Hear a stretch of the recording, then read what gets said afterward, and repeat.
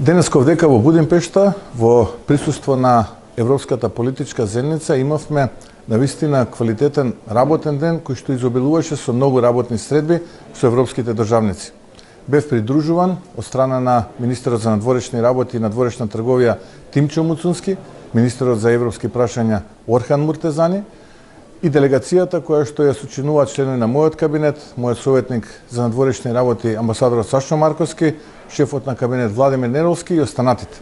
Навистина, во текот на денот направивме многу билатерални средби, ги презентиравме нашите аргументи, како ја гледаме нашата економска иднина, она кое што е важно, нашите економски цели, начинот на кој што планираме да развиваме нашата Македонија, но истовремено и да ги презентираме нашите погледи и аргументи за нашиот евроинтегративен пат.